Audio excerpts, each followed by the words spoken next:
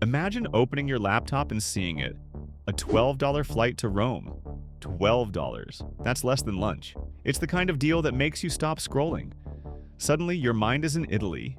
Gelato, Vespas, sunlight on cobblestone. You click. You book. You brag. I got a flight for less than a sandwich. But then it begins. First, the add-ons. Seat selection, $20. Carry-on bag, another $40. You want to sit next to your partner? It'll cost you.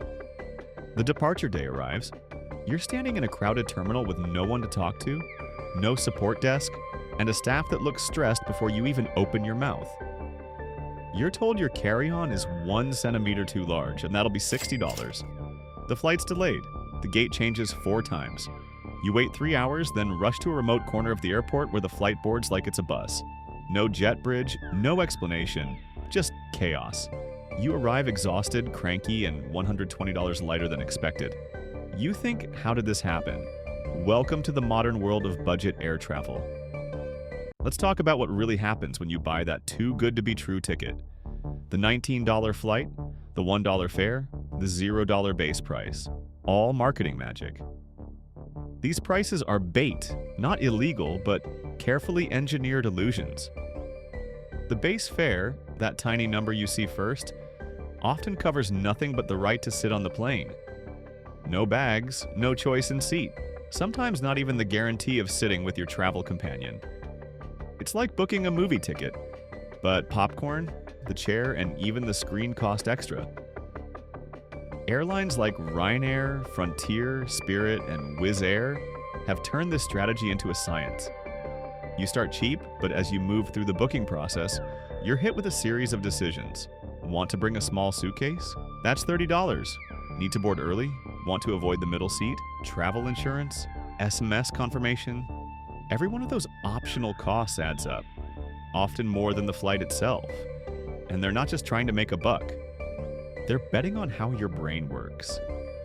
This is called drip pricing, a method where you're shown a low starting price, then gradually led through a maze of extras, each one priced just low enough that you feel like you should say yes.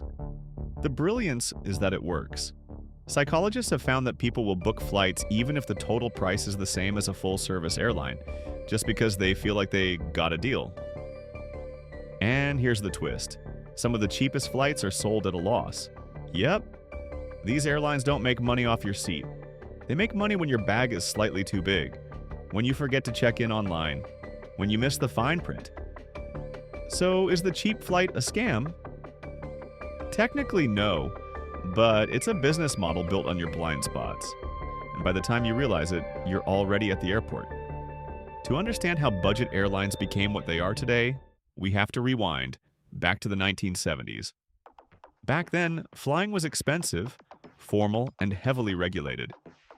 In the US, the government actually set airline prices, determined which airlines could fly where, and even controlled how many flights could operate. This changed in 1978 when the US Airline Deregulation Act was passed. Suddenly, airlines could set their own fares and compete freely.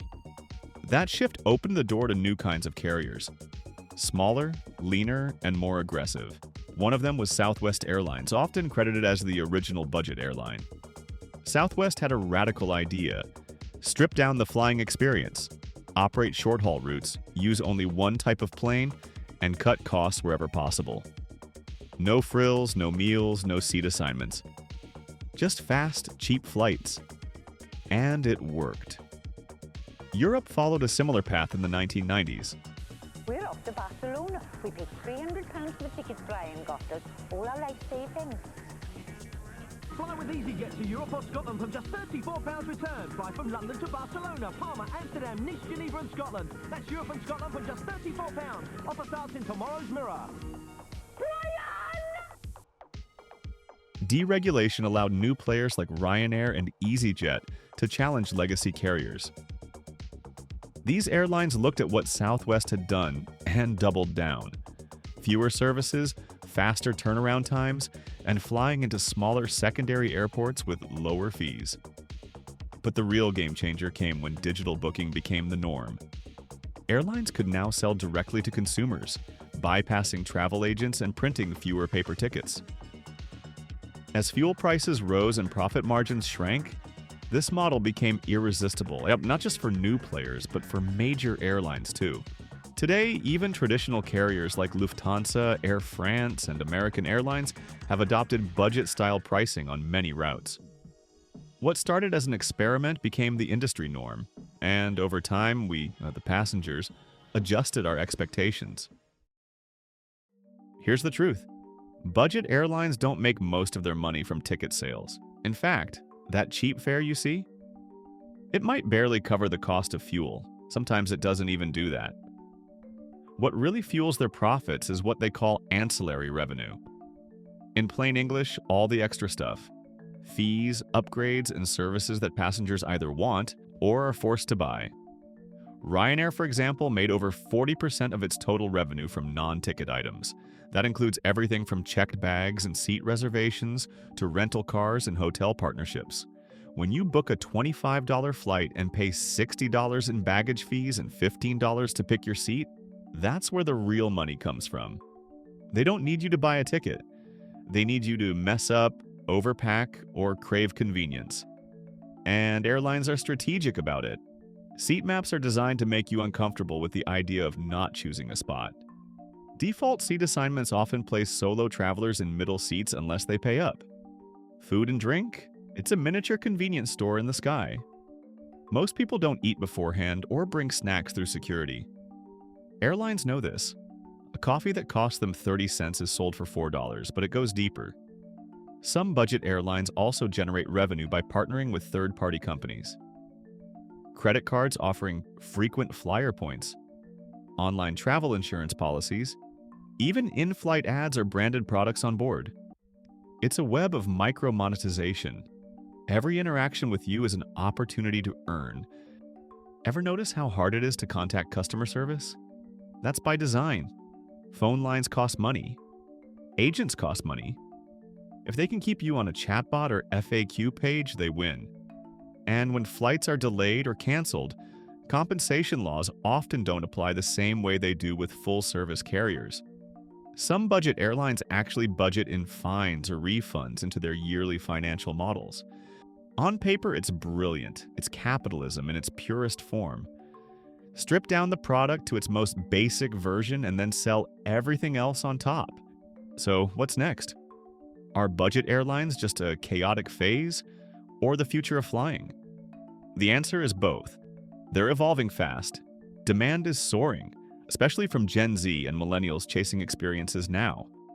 Budget airlines make that possible. But pressure's building. New competitors are emerging, climate concerns are growing, and governments are cracking down. Like France banning some short-haul flights. The era of $10 fares might not last. Airlines are adapting, investing in fuel-efficient tech, automation, even electric aircraft. But change takes time. And as things get smarter and cheaper, the human touch might get lost. Still, the psychology of cheap travel is here to stay. We've tasted freedom, and we're hooked. Budget airlines won't disappear. They'll evolve.